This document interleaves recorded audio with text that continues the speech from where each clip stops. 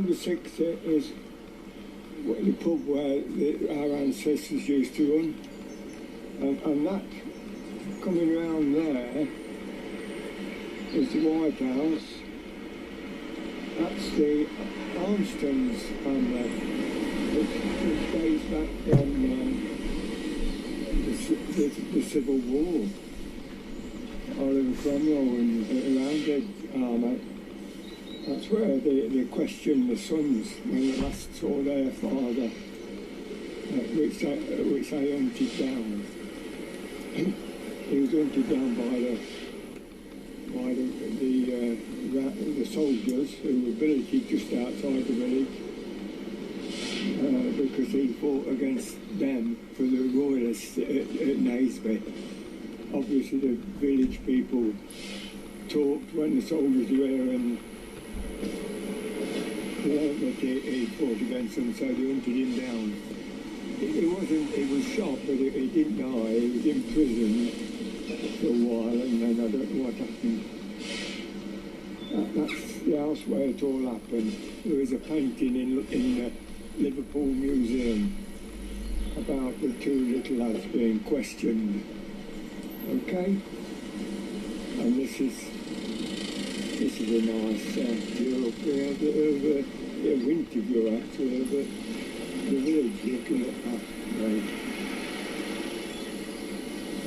towards the Bull's Head, Blacksmith's Arms, and the Bull's Head's over the corner there.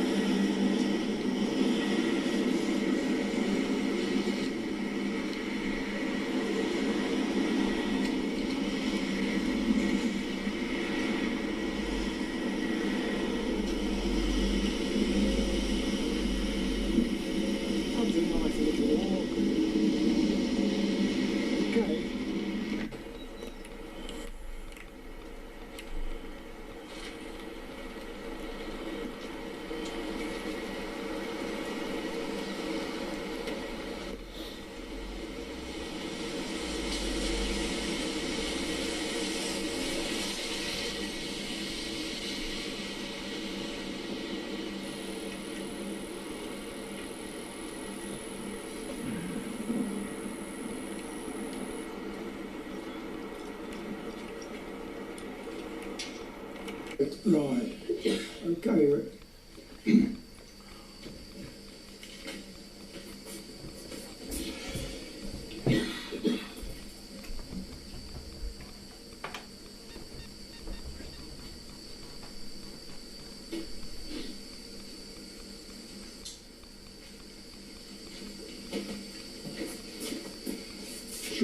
Can you shut that door?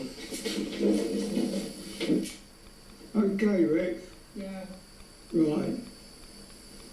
This is a recording film I'm doing for my granddaughter, Gemma. She's been asking me quite a while to do my old live. I suppose you can call it a 91 years in the picturesque village of Cosby, Leicestershire. So here goes. Richard and myself have been around yesterday on Sunday. That's January 29th, yesterday. We did a shot of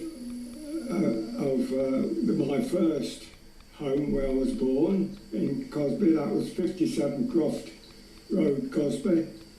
Then we did a bit of a tour around the village with Richard filming, which is quite interesting, I think, for you.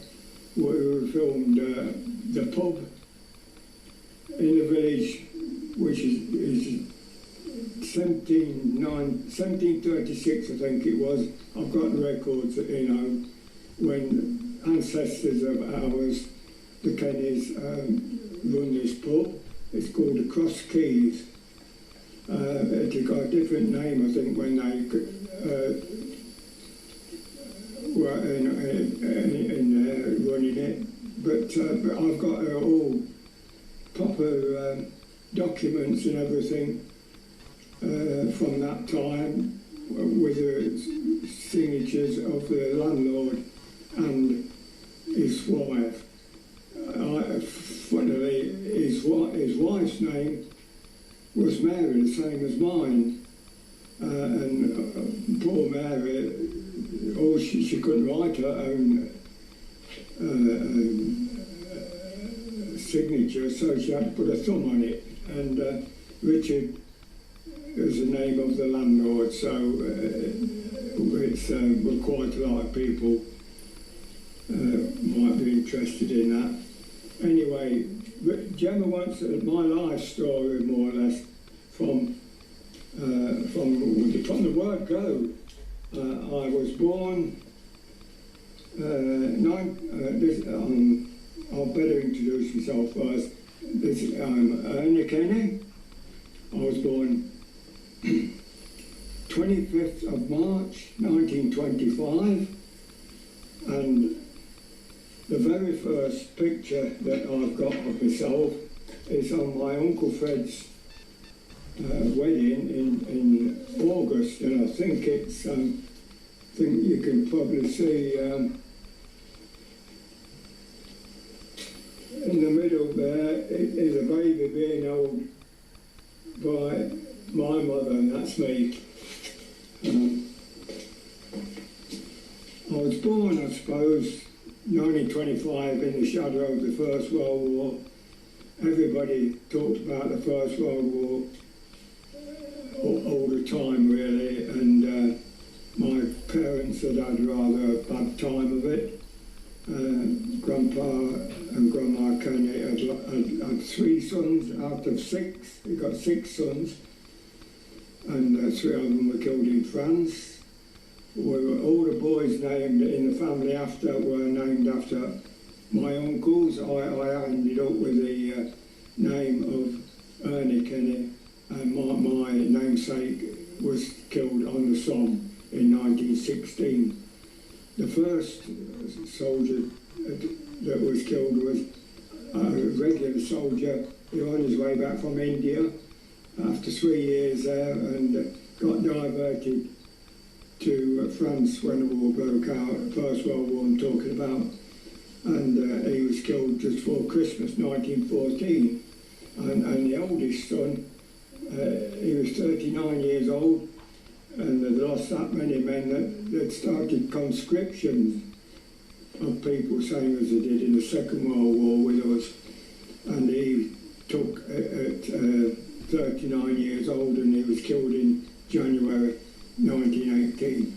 Anyway,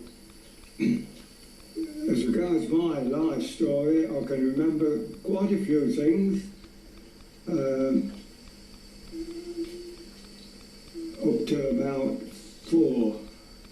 I was born in, as I said, 57 Croft Road. Mum and Dad were living there with an auntie of mine, Mary, and I was only there 3 months, and then we moved down to the house that my grandfather had Albert had built in 13 Portland Street, Cosby. It was Grandpa and my grandparents were over at Kilby, where Uncle Fred, who come back from Mesopotamia, fighting in the First World War. Mesopotamia, that's called Iraq now, and they're still fighting. Anyway, that's their business. But he had two or three fields given by a landowner out at Kilby. And my dad was over there helping him set this farm up, and that's how we met my mum, who was a Fleckney girl. And that's my mum there. That's how he met my mum, and they came to Cosby to stop with my auntie when I was born.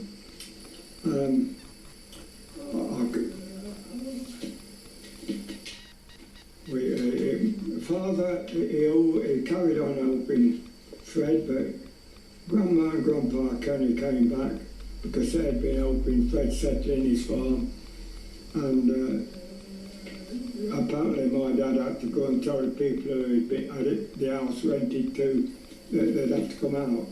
So when we moved in, before Grandma and Grandpa came back, there was nothing in the house when we moved down there after 3 months, except a tea chest apparently in the kitchen. But anyway, we managed all right. There was no running water then. Water was fetched from the pump in the yard.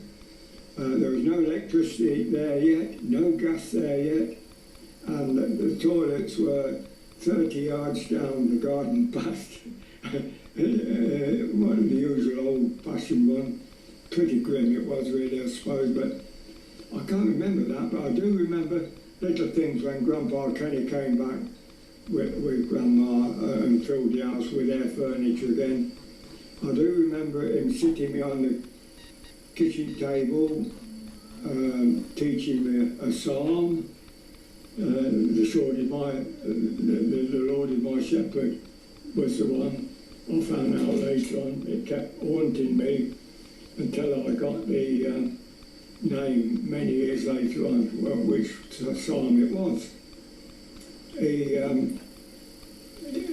I suppose I was making up for the sons he'd lost, because it seems as though I was pretty well looked after, as you might say. That's me on a rocking horse, if you can see it.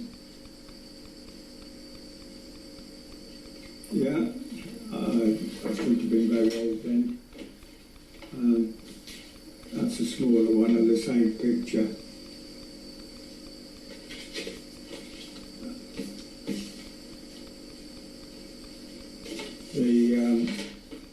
I went to primary school, Crossroad, up until I was 5.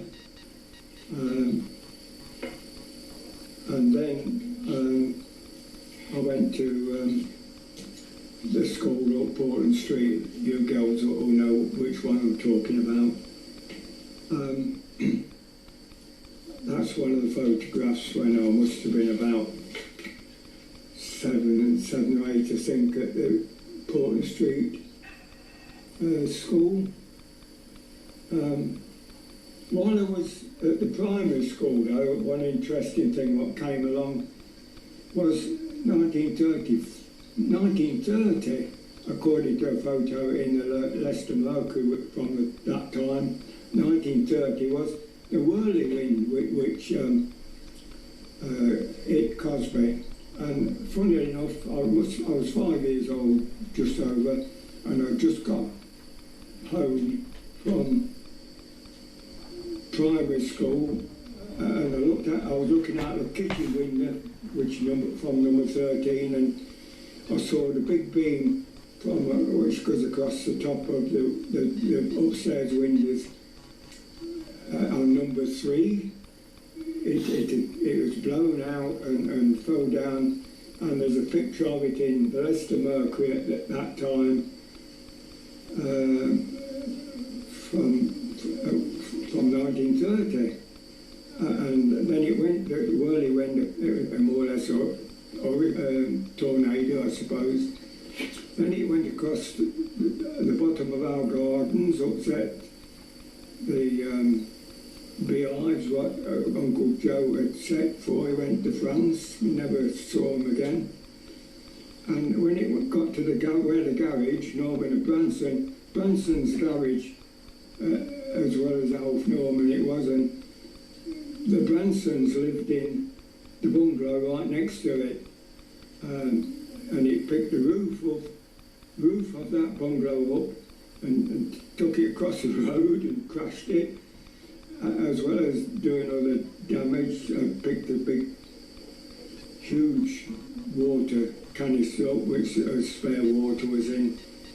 Cliff Branson was the same age as me, and him and his sister, he was only 5, and she must have been about 3.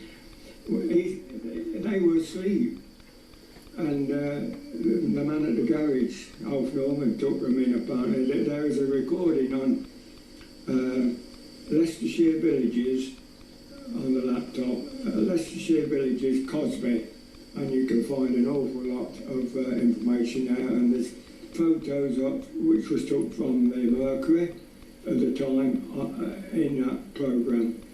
Anyway, they survived, and of course Cliff Branson unfortunately passed away last year, be about 1915. But he was a lovely bloke, but he did a commentary on a recording, actually. I'll tell you all about it. It's on I get it on the laptop. Anyway, that was the first major thing that I witnessed. I just started looking out the kitchen window. And then after that, there was a huge, I remember being a huge snowstorm. There were drifts around primary school at Croft Road, right over the wall and everything. And as I came out from school lessons, my dad was there waiting for me because of the snow, and I thought it was very funny, but exciting. But when we got home, he sort of put a damper on it, because he worked at Croft Quarry, and with the snow coming, he couldn't work, so he was sent home like all the other men there. And in them days, no work, no pay, simple as that. But anyway, I got over that, and then I progressed and to the Portland Street School, and that's one of my photos of that time. My brother Walter always used to see that when he called me Butch. Butch. And